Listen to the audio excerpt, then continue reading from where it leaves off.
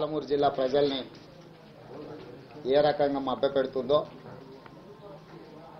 ప్రభుత్వం పాలమూరు జిల్లాను ఏ రకంగా ఎడారి చేస్తుందో, ప్రభుత్వం పాలమూరులో ఉన్న ప్రాజెక్టులను పక్కన పెట్టి కొత్త ప్రాజెక్టులకు ఏ రకంగా తెరలేపిందో, వీటికి సంబంధించిన అంశాలన్నింటినీ కూడా తెలంగాణ రాష్ట్ర ప్రజలకు తెలియజేయాల్సిన బాధ్యత ఎన్నిక కాబడిన ప్రజాప్రతినిధులుగా, తెలుగుదేశం పార్టీ నాయకులుగా మా మీద ఆ బాధ్యత ఉన్నది.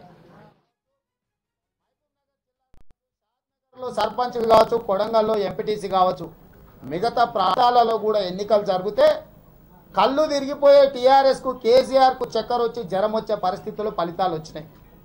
ఆ ఫలితాలలో తెలుగుదేశం పార్టీ గెలవడంతో ఈరోజు మామ అల్లులకు ఒకటి అర్థమైపోయింది.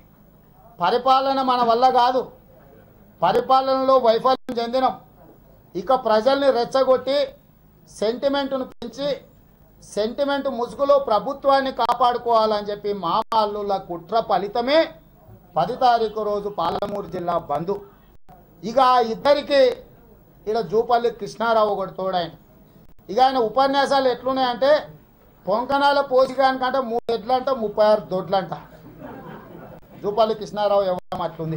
ఆయన ఏం మాట్లాడతాడో, ఎందుకు మాట్లాడతాడో తెలియదు. ఆ ప్రభుత్వంలో ఆయనే గత ప్రభుత్వాలని మోసం చేసినాయంటాడు. గత ప్రభుత్వంలో నువ్వే కదా మంత్రివి. ప్రారంభించిన కలువకూర్తి ఎత్తిపోతలు నీ నియోజకవర్గమే కదా.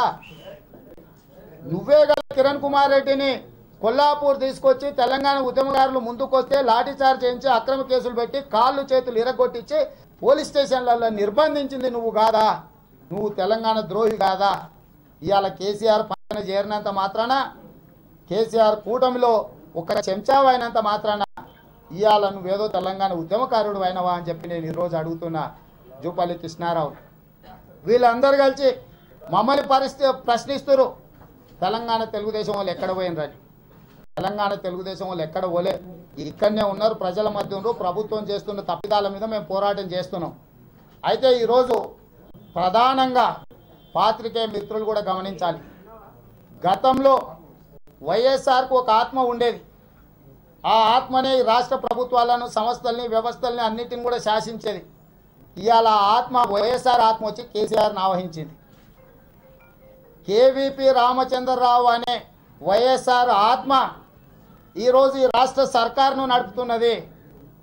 ఈరోజు ఈ రాష్ట్ర సర్కారులో జరుగుతున్న ప్రతి నిర్ణయం, ప్రతి అధికారి బదలాయింపులు, అధికారుల నియామకాలు ఈరోజు కేవీపీ రామచంద్రరావు గారి కనసాగలలో జరుగుతున్నది. రాజశేఖర రెడ్డి గారు అధికారంలో ఉన్నప్పుడు జలయజ్ఞాన్ని ధనయజ్ఞం చేసి జలగల్లాక కమిషన్ పీల్చుకొని పిప్పి చేసిన కేవీపీ రామచంద్రరావు ఇవాళ కేసీఆర్ పక్కన చేరి కొత్త ప్రాజెక్టులకు తెరలేపి టెండర్లు పిలిచి కాంట్రాక్టర్ల నుంచి కమిషన్లు కొట్టడానికి ఈరోజు కేసీఆర్ ప్రభుత్వంలో తెరలేపిండ్రు.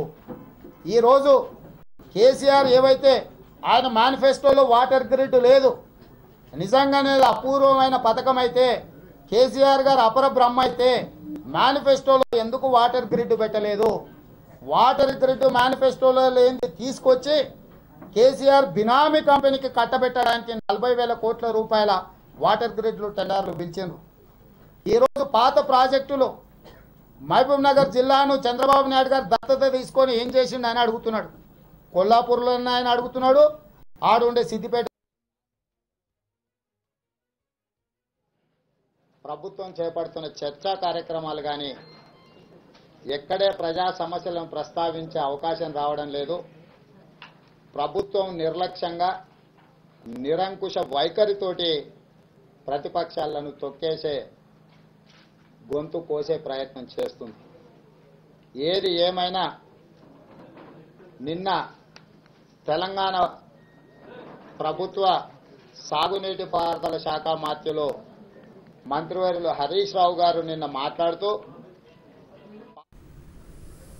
జిల్లా మరో షార్ట్ బ్రేక్ తీసుకుందాం. స్టేట్